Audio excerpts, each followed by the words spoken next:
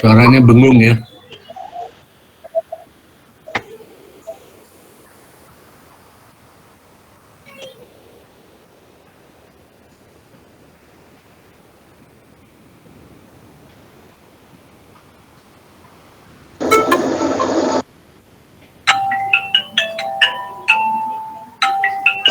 Mohon maaf Bapak, ini yang presentasi kelompok 5 dulu atau kelompok 3 dulu?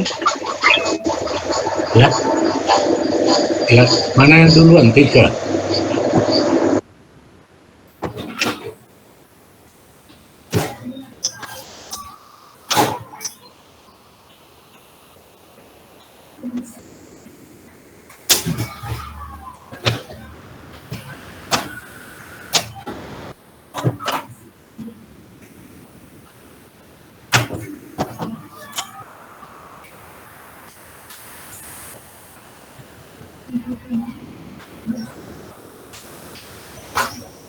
Ayo minta tolong di share screen kan, soalnya ini jaringannya gak mendukung.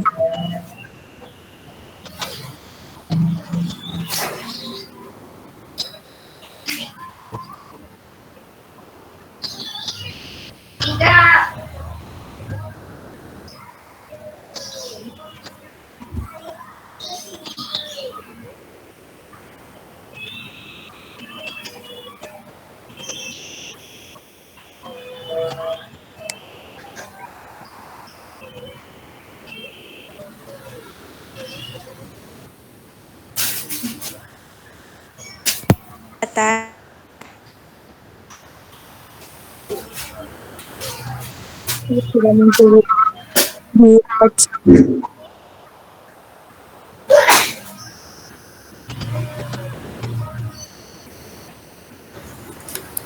Yuk, aku share screen yuk.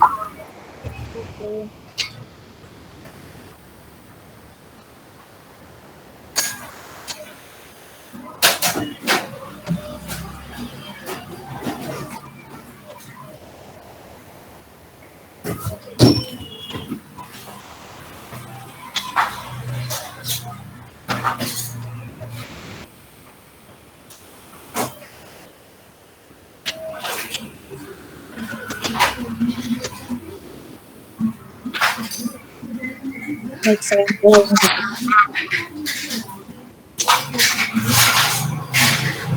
Assalamualaikum warahmatullahi wabarakatuh. Waalaikumsalam warahmatullahi.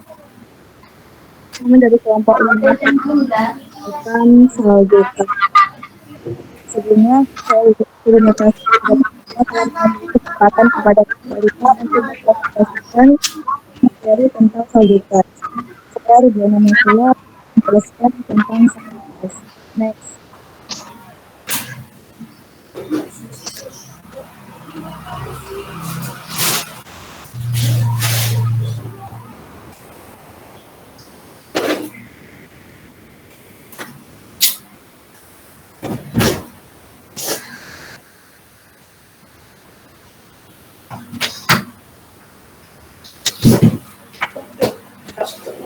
Bisa berapa?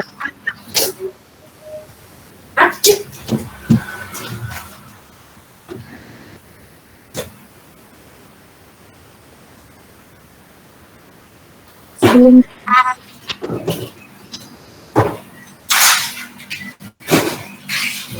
soliditas mengikuti penerimaan di tangan yang belum disetor kas di bank pada rekening giro umum dan rekening tabungan privat atau sekuritas kecil dan untuk gaji.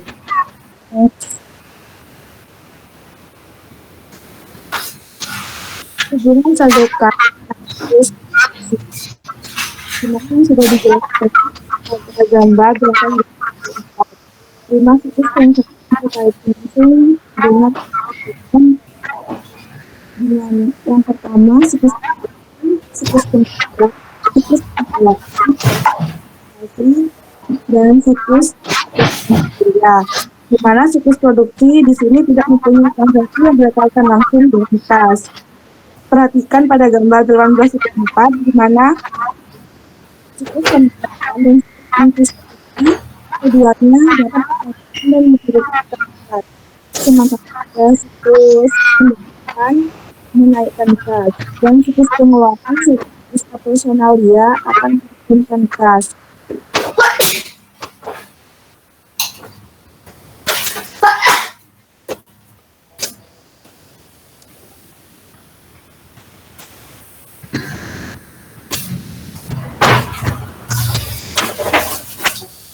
Misal 7 audit stres. Ada 5 kategori asumsi. Yang pertama, keberadaan atau kejadian, di mana yaitu sabotaj ada pada tanggal neraca. Kategori asumsi yang kedua, penentuan, di mana tujuan kasusnya yaitu sabotaj mencangkut pengaruh bagi semua transaksi yang telah terjadi. Transfer kas di antara bank pada periode yang tepat. Kategori asumsi yang ketiga, kewajiban, di mana tujuan aktivitas mempunyai individual atas semua sertifikat yang diperlihatkan oleh neraca.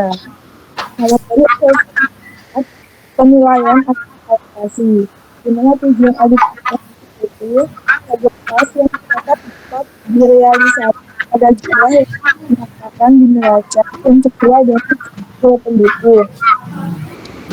Kategori yang keempat, pengujian dan pengungkapan, di mana tujuan audit itu sabotaj itu ditunjukkan dan cukup dilakukan tepat dalam peraturan. Ini kredit dan perjanjian sertifikat untuk memberikan padanya atas kas telah dilakukan dengan tepat. Next.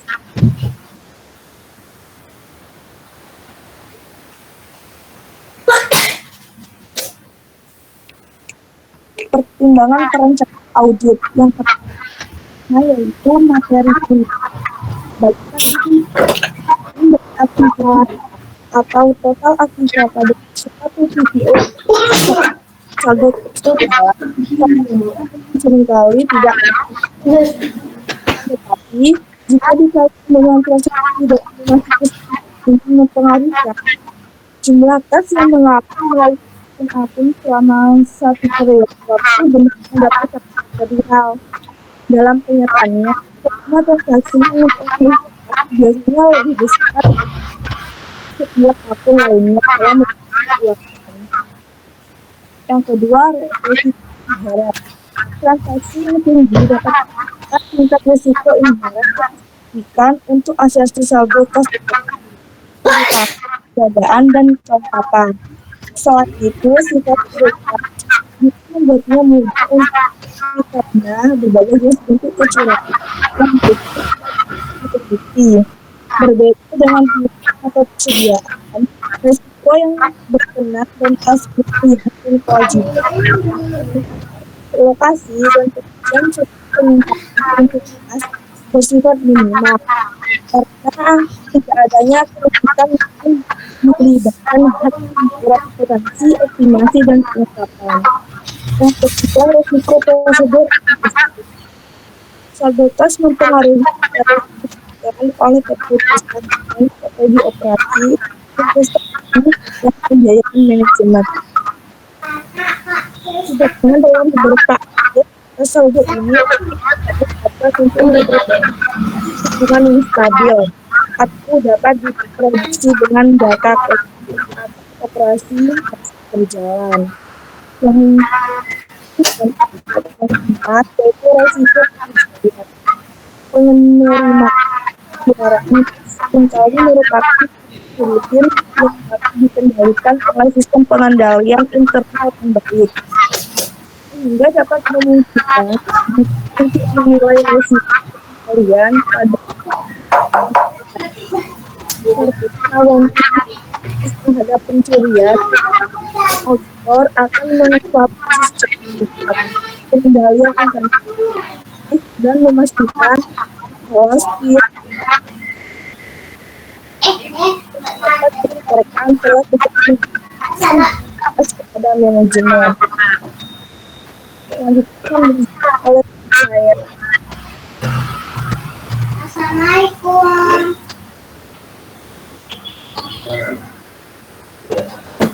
Mohon maaf, apakah suara saya terdengar? Suaranya putus-putus. Untuk sekarang bagaimana, Pak? Anu ya, apa? Eko, apa? Ini apa? Dengung.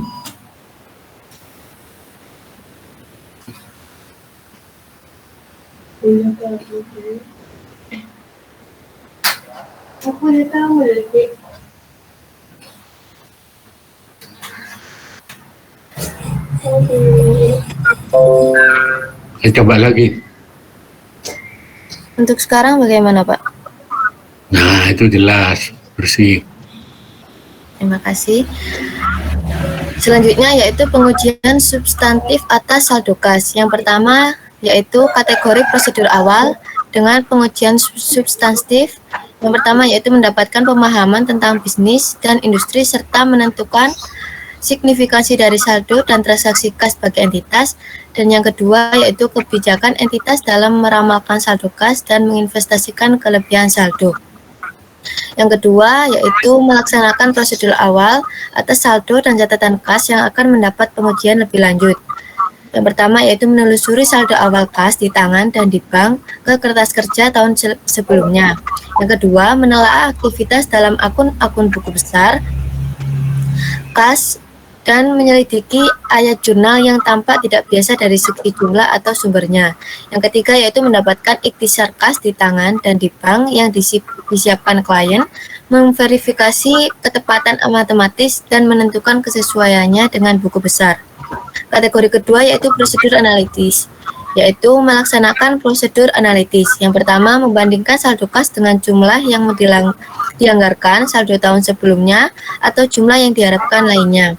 Yang kedua yaitu menghitung kas sebagai persentase dari aktiva lancar dan membandingkannya dengan pengharapan. Kategori ketiga yaitu pengujian rincian transaksi, yaitu melaksanakan pengujian pisah batas kas atau catatan pengujian ini mungkin telah dilaksanakan sebagai bagian dari program audit atas piutang usaha dan hutang usaha.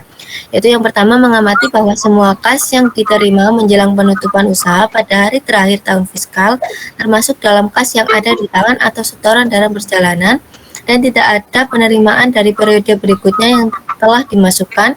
Atau yang kedua mereview dokumentasi seperti ikhtisar kas harian, slip deposito duplikat, dan laporan bank yang mencakup beberapa hari sebelum dan sesudah tanggal akhir tahun untuk menentukan pisah batas yang tepat. Yang ketiga yaitu mengamati cek terakhir yang diterbitkan dan dikirimkan pada hari bisnis terakhir dari tahun fiskal dan menelusuri kecatatan akuntansi untuk menentukan ketepatan pisah batas pengeluaran kas. Atau yang keempat membandingkan tanggal-tanggal pada cek yang diterbitkan beberapa hari sebelum dan sesudah akhir tahun ke tanggal pencatatan cek untuk menentukan pisah batas yang tepat. Yang kelima yaitu menelusuri transfer bank selama beberapa hari sebelum dan sesudah tanggal akhir tahun untuk menentukan bahwa setiap transfer telah dicatat dengan benar sebagai pengeluaran serta penerimaan dalam periode akuntansi yang sama dan secara tepat dicerminkan dalam rekonsiliasi bank apabila dapat dilakukan. Yang keenam yaitu menyiapkan bukti atau proof kas untuk setiap akun bank di mana entitas itu tidak mampu merekonsiliasi atau memikul risiko yang tinggi bahwa transaksi yang tidak jujur telah terjadi. Kategori yang keempat yaitu pengujian rincian saldo, yaitu menghitung kas di tangan yang belum disetorkan dan menentukan bahwa jumlah tersebut telah dimasukkan dalam saldo kas. Yang kedua mengkonfirmasi saldo setoran dan pinjaman bank dengan bank. Yang ketiga yaitu mengkonfirmasi perjanjian dengan bank seperti lini kredit, perjanjian saldo kompensasi, dan jaminan pinjaman atau pihak lainnya. Yang keempat yaitu men-scan, menelaah atau menyiapkan rekonsiliasi bank sebagaimana mestinya. Yang kelima yaitu mendapatkan dan menggunakan laporan pisah batas bank untuk memverifikasi pos-pos rekonsiliasi bank, mendeteksi semua cek yang belum dicatat yang telah di-clearing oleh bank, dan mencari bukti tentang window dressing. Yang kategori yang kelima yaitu penyajian dan pengungkapan, yaitu membandingkan penyajian laporan dengan GAAP. yaitu menentukan apakah saldo kas telah diidentifikasi dan diklasifikasikan dengan tepat. Yang kedua, menentukan bahwa overdraft bank telah direklasifikasi sebagai kewajiban lancar. Yang ketiga, yaitu melakukan tanya jawab dengan manajemen, menelaah korespondensi dengan bank, dan menelaah notulen rapat Dewan Direksi untuk menentukan hal-hal yang memerlukan pengungkapan seperti limit kredit, jaminan pinjaman, perjanjian saldo kompensasi, atau pembatasan lainnya atas saldo kas. Pengujian rincian transaksi, yaitu melaksanakan pengujian pisah batas kas yang tepat atas penerimaan dan pengeluaran kas pada akhir tahun sangat penting bagi kelayakan laporan kas pada tanggal neraca. Yang kedua, yaitu menelusuri transfer bank, yaitu sebuah perusahaan yang memiliki banyak akun bank dapat melakukan transfer uang yang diotorisasi di antara akun-akun bank itu. Dapat dilihat gambar 18.7, yaitu schedule transfer kas. Gambar 18.7 telah ditangani dengan benar karena kedua ayat jurnal pembukuan perusahaan telah dibuat pada bulan Desember dan kedua ayat jurnal pembukuan bank terjadi dalam bulan Januari. Cek ini tercantum sebagai cek yang beredar ketika merekonsiliasi akun bank umum per 31 Desember dan sebagai setoran dalam perjalanan ketika merekonsiliasi akun bank gaji. Cek nomor 4275 menggambarkan transfer cek dalam perjalanan pada tanggal penutupan. Kas per pembukuan kurang saji sebesar $10.000 karena cek itu telah dikurangkan dari saldo per pembukuan dan penerbitnya pada bulan Desember, tetapi belum ditambahkan ke akun cabang 1 per pembukuan oleh penyetor sampai bulan Januari. Jadi, suatu ayat jurnal penyesuaian akan diperlukan pada tanggal 31 Desember untuk menaikkan saldo cabang per pembukuan. Cek nomor 4280 dan B403 menggambarkan kemungkinan fitting karena cek-cek bulan Desember lain belum dicatat sebagai pengeluaran per pembukuan sampai bulan Januari. Sekalipun telah disetorkan ke bank penerimaan pada bulan Desember, cek nomor 4280 menimbulkan lebih saji kas di bank sebesar $20.000 karena penerimaan per pembukuan terjadi dalam bulan Desember dan pengurangan yang sepadan belum dilakukan sampai bulan Januari. Cek nomor B403 dapat menggambarkan suatu upaya untuk menyembunyikan kekurangan kas karena setoran bank yang terjadi pada bulan Desember dianggap memungkinkan untuk merekonsiliasi saldo bank serta pembukuan, sementara semua ayat jurnal lainnya dibuat pada bulan Januari. Pengujian rincian saldo. Ada 5 pengujian substansif yang bisa digunakan untuk saldo kas dalam kategori pengujian rincian saldo. Yang pertama, menghitung kas di tangan. Pengujian ini memberikan bukti tentang masing-masing versi laporan keuangan kecuali penyajian dan pengungkapan. Diperhatikan bahwa bukti tentang hak bersifat lemah karena pengawas dana seperti dana kelas kecil mungkin telah menambah uang dari kantung sendiri untuk menutup kekurangan. Untuk melaksanakan perhitungan kas secara tepat, auditor harus melakukan pengendalian semua instrumen kas dan yang dapat dinegosiasikan yang ditahan oleh klien sampai semua uang telah dihitung. Meminta akan menjelaskan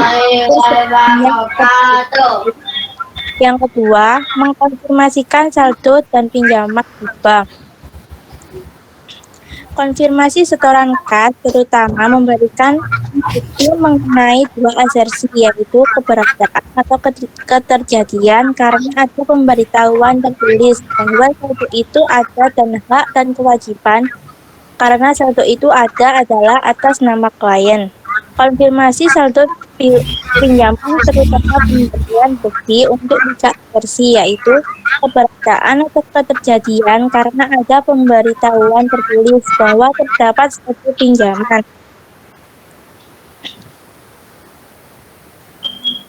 Hak dan kewajiban karena pinjaman hutang dari klien dan penilaian alokasi karena jawabannya menunjukkan jumlah saldo pinjaman.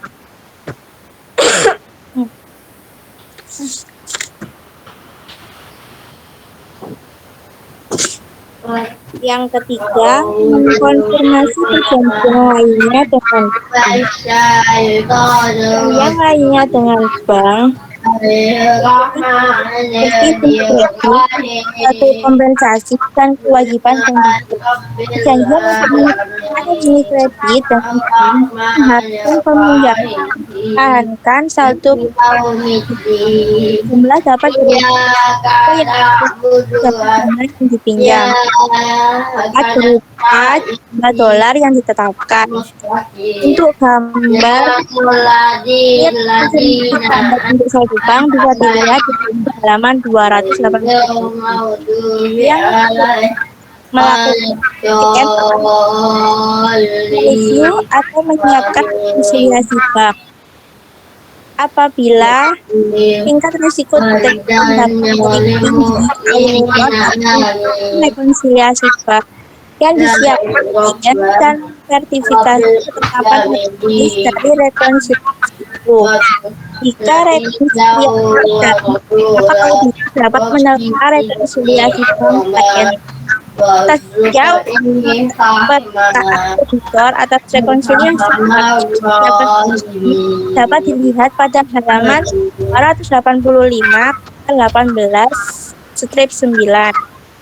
Yang kelima, mendapatkan dan menggunakan laporan visa batas bank. Laporan visa batas bank adalah suatu laporan bank pada tanggal sesudah tanggal neraca. Tanggal ini harus dibaca pada titik waktu yang akan memungkinkan sebagian besar cek yang beredar pada akhir tahun sudah clearing di bank. Penelusuran setoran dalam perjalanan laporan visa batas biasanya merupakan hal yang relatif sederhana. Laporan pertama pada laporan visa batas harus merupakan setoran dalam perjalanan yang diperlihatkan pada rekonsiliasi. Next. Perbandingan penyajian laporan dengan GAAP. Kas harus diidentifikasi dan diklasifikasikan dengan benar di neraca. Misalnya, kas yang disetor merupakan suatu aktiva lancar, akan tetapi kas dana pelunasan obligasi dianggap sebagai investasi jangka panjang. Selain itu, harus ada pengungkapan yang tepat mengenai perjanjian dengan bank seperti lini kredit, investasi, dan kewajiban kontingent. Suatu overdraft bank biasanya dilaporkan sebagai kewajiban lancar. Auditor menentukan kelayakan penyajian laporan dari penelitian atas naskah laporan klien dan bukti yang diperoleh dari pengujian substansi sebelumnya. Samping itu, auditor harus menelaah notulen rapat dewan direksi dan melakukan tanya jawab dengan manajemen penyangkut bukti pembatas terhadap penggunaan saldo kas. Sekian presentasi dari kelompok 5.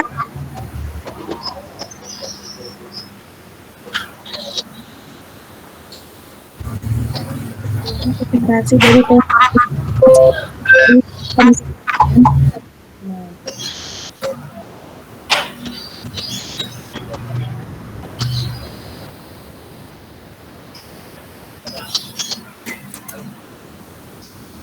Oke, lanjut. Satunya.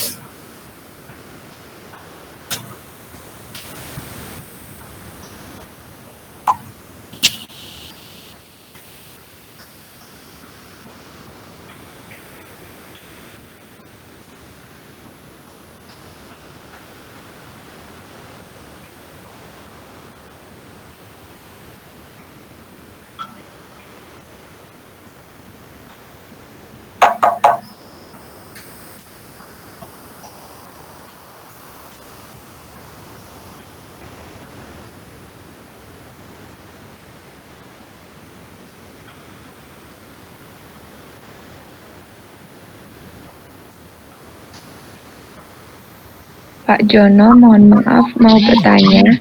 Untuk absennya Kenapa? belum disetting. Absennya belum Belum disetting. Sudah tak buka. Oh, belum masuk ya? Belum, Pak. Oh, oke, kawan, nanti saya masukkan. Ini masuk semua kok. Nanti saya absenkan. Ini kelompok satunya mana?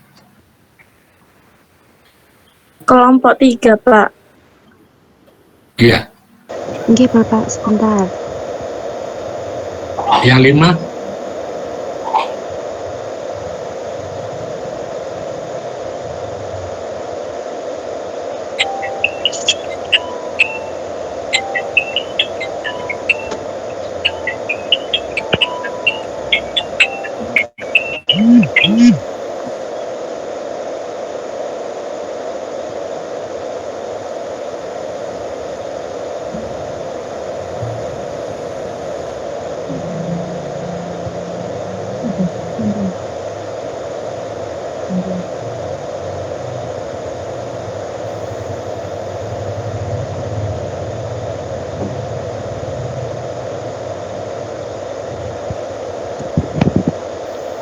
Apakah PPT-nya sudah muncul, Bapak?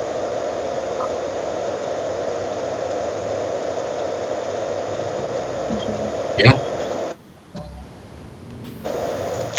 Baik, Assalamualaikum warahmatullahi wabarakatuh. Ya.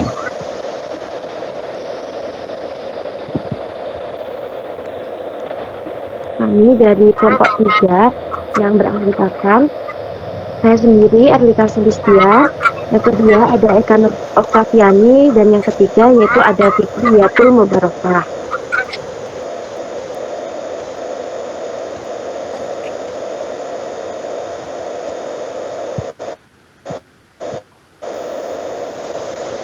Pada kesempatan kali ini kami akan mempresentasikan mengenai penyelesaian audit dan tanggung jawab penyelesaian audit.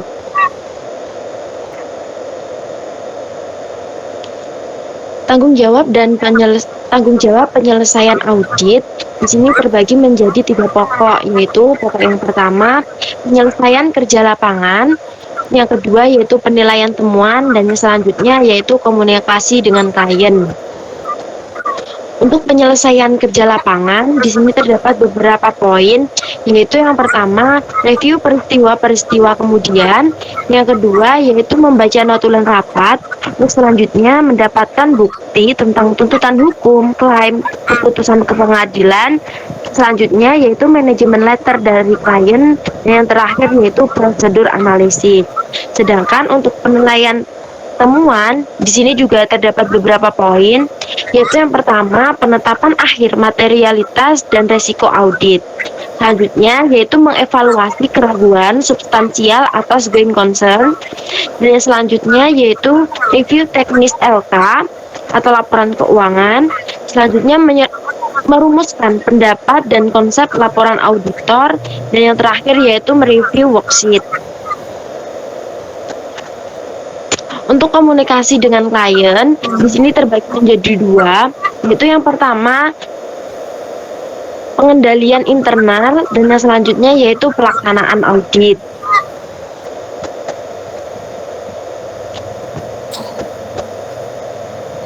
Review peristiwa kemudian. Nah, untuk review peristiwa kemudian, di sini dapat dilihat pada gambar 18.1, yaitu dimensi waktu peristiwa kemudian. Seperti yang kita ketahui, bahwasanya di sini terdapat kolom tanggal neraca pada 31 Desember, akhir pekerjaan lapangan atau tanggal laporan pada periode 1 Maret, dan yang kolom selanjutnya yaitu tanggal penerbitan laporan pada 15 Maret. Untuk penjelasannya,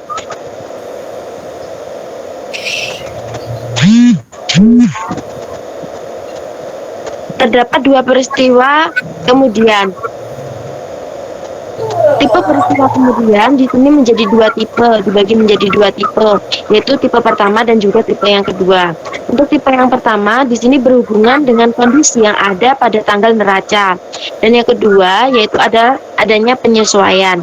Untuk tipe yang kedua yaitu berhubungan dengan kondisi yang tidak ada pada tanggal neraca, dan yang selanjutnya yaitu pengungkapan. Jadi bedanya tipe yang pertama dan yang kedua yaitu jika tipe pertama yaitu terdapat kondisi yang ada pada neraca, sedangkan untuk yang tipe kedua itu tidak ada, yang tidak ada pada tanggal neraca. Dan untuk tipe yang pertama perbedaannya yaitu menggunakan penyesuaian, sedangkan untuk tipe kedua yaitu menggunakan pengungkapan. Untuk prosedur pengauditan yaitu yang pertama review dan perbandingan laporan intern. Untuk yang kedua yaitu menginterview dengan pejabat keuangan. Untuk yang ketiga yaitu review notulensi rapat. Yang keempat yaitu konfirmasi informasi dengan konsultan hukum, dan yang terakhir yaitu mendapatkan manajemen letter.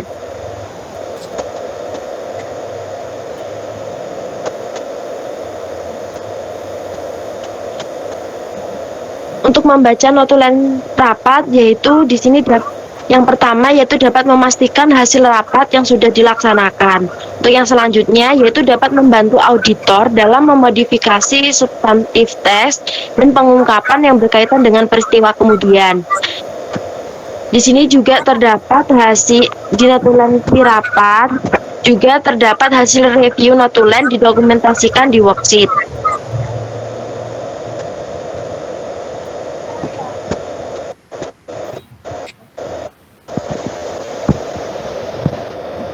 Selanjutnya yaitu mendapatkan bukti tentang tuntutan hukum, klaim, dan keputusan pengadilan. Itu di sini dibagi juga menjadi beberapa poin. Yaitu poin pertama yaitu berhubungan dengan kontingensi. Nah, berhubungan dengan kontingensi ini sendiri dibagi menjadi dua, yaitu yang pertama itu menguntungkan dan juga merugikan. Untuk yang selanjutnya yaitu auditor itu fokus pada kontingensi yang merugikan, dan yang terakhir yaitu perlakuan akuntansi atas kontingensi yang merugikan, yang dimana itu dapat dicatat sebagai hutang bersyarat dan dapat diungkapkan dalam CALK. Lalu yang terakhir di sini juga dapat diabaikan.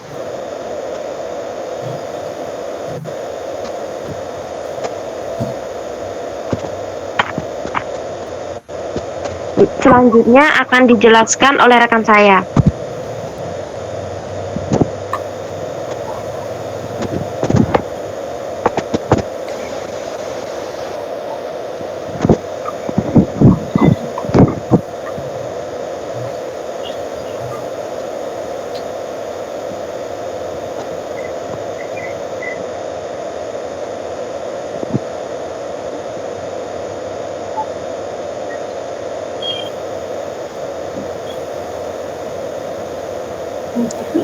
Potensi sumber kontingensi buruk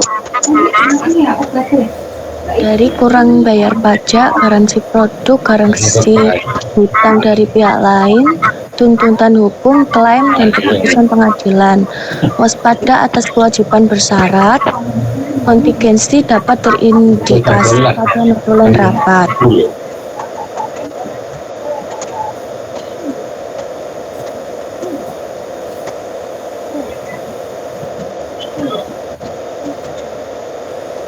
Bukti yang dibutuhkan, indikasi ketidakpastian akan berpotensi kerugian yang berasal dari tuntutan hukum, klaim, atau keputusan pengadilan, yaitu periode terjadi penyebab tindakan hukum,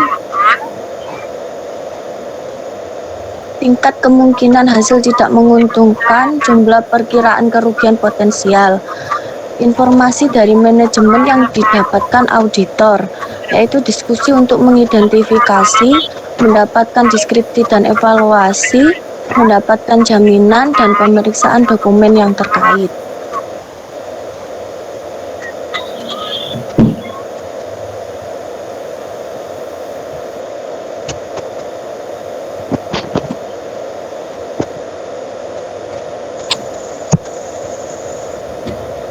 Kemudian melakukan surat konfirmasi dengan penasihat hukum klien dan mengetahui bagaimana pengaruh jawaban surat konfirmasi terhadap laporan auditor.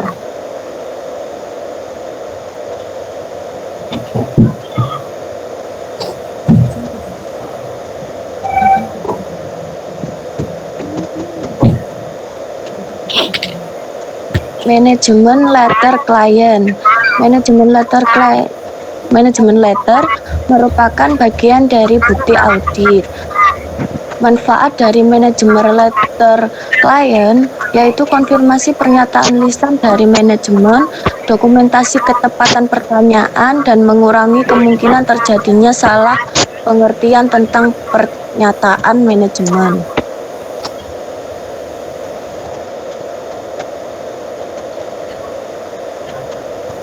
Fungsi manajemen letter yaitu bukti pendukung dan bukti verifikasi.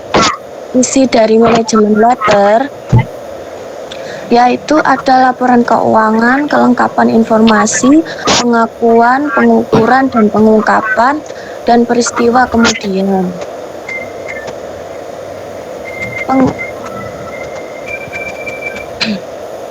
Pengaruh terhadap laporan auditor yaitu mengetahui kelemahan dari perusahaan.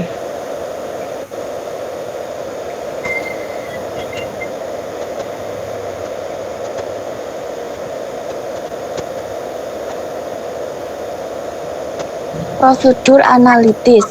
Prosedur analisis yang dilakukan berbeda dengan pada fase perencanaan audit dan substantif test.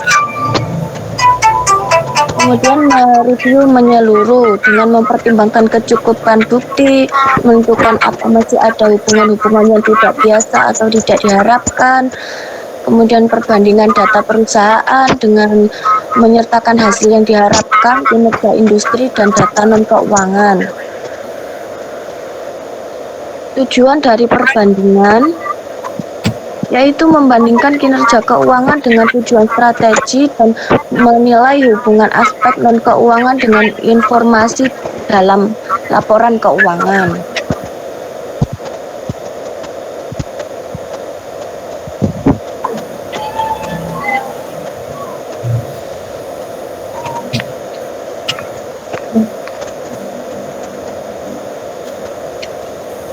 Penilaian temuan. Tujuannya menetapkan jenis pendapat dan terpenuhinya standar audit. Yang kedua, penetapan materialitas dan resiko audit, yaitu mengetahui jumlah salah saji yang ditemukan, mengetahui pengaruh total salah saji terhadap laba dan aktiva lancar serta hutang lancar, kemudian komponen dari salah saji.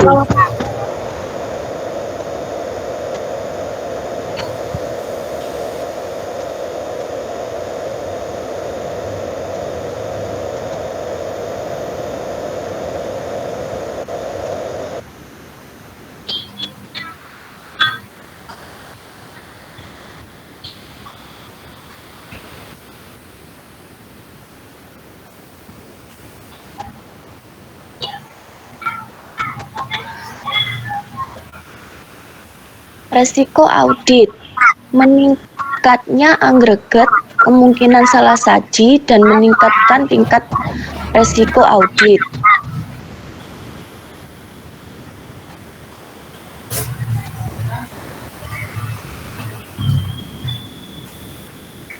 Tambahan pengujian substantif. Melakukan koreksi yang diperlukan oleh klien. Going concern berkaitan dengan kemampuan untuk memenuhi kewajiban yang akan jatuh tempo. Yang kedua, terjadinya restrukturisasi hutang.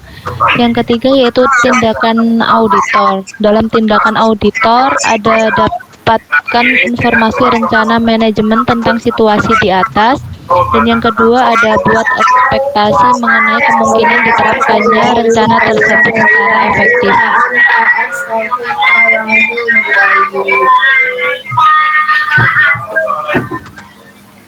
Review teknis atas LK. Yang pertama yaitu yang direview daftar pengecekan LK, lalu mereview dilakukan oleh partner. Yang selanjutnya yaitu aspek yang harus diperhatikan ada bentuk, isi, dan pengungkapan. Rumusan pendapat dan konsep laporan. Yang pertama, ada tergantung pada kemauan dari klien untuk melakukan koreksi dan perubahan. Review worksheet. Yang pertama yaitu review tahap pertama dilakukan oleh supervisor.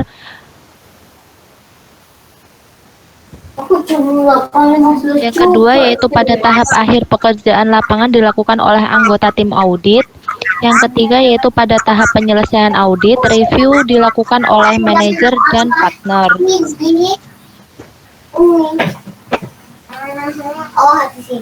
Komunikasi dengan klien.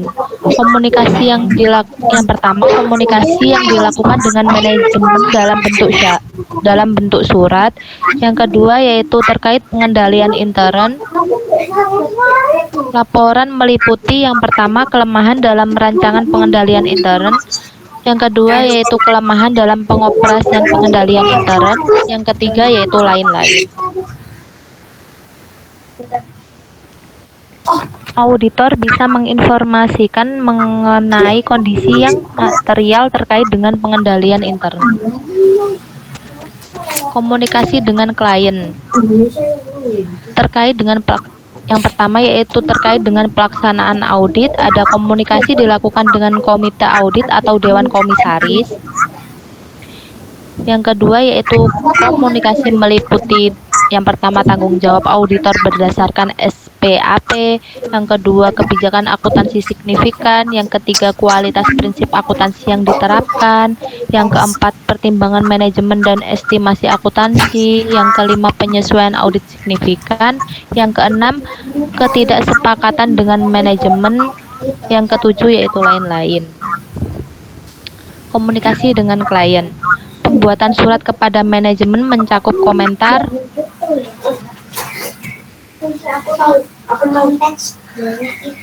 pendalian intern, rekomendasi, aspek perpajakan, tanggung jawab pasca audit. Yang pertama peristiwa, kemudian antara tanggal dan penerbitan laporan. Yang kedua penemuan fakta yang ada pada tanggal laporan. Yang ketiga penemuan prosedur yang tidak dilaksanakan.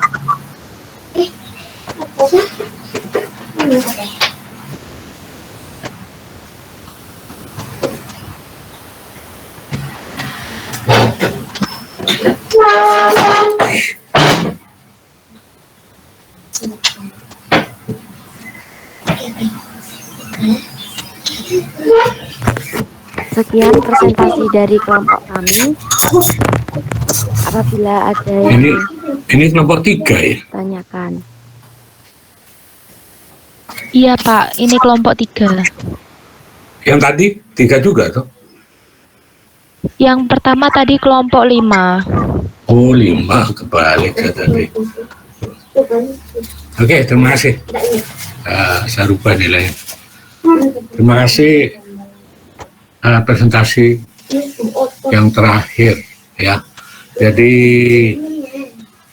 Anda sudah selesai tentang materi audit yang 2 ya, di mana soalnya juga nilainya juga terkait dengan praktek audit yang Anda lakukan ya, karena itu merupakan bobotnya cukup tinggi untuk praktek audit.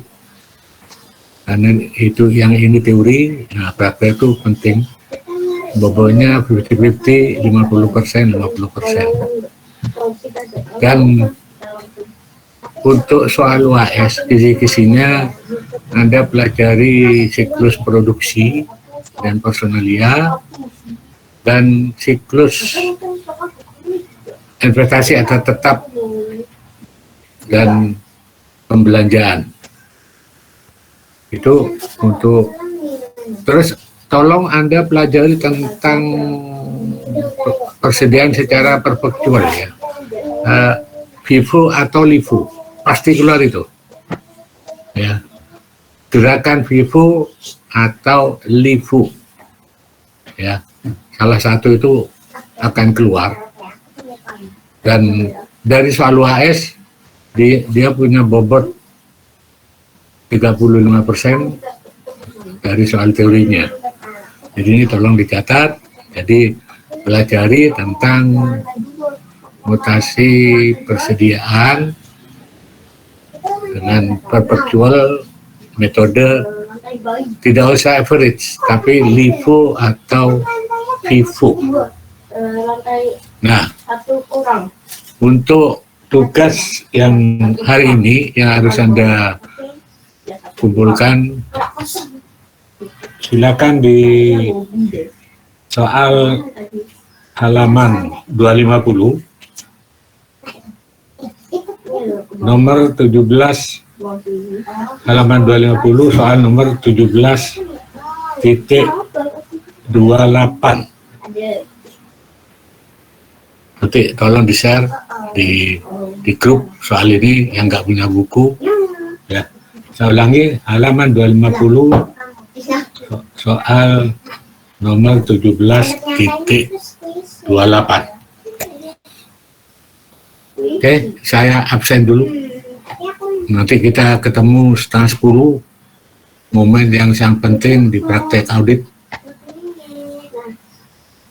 Silakan muncul.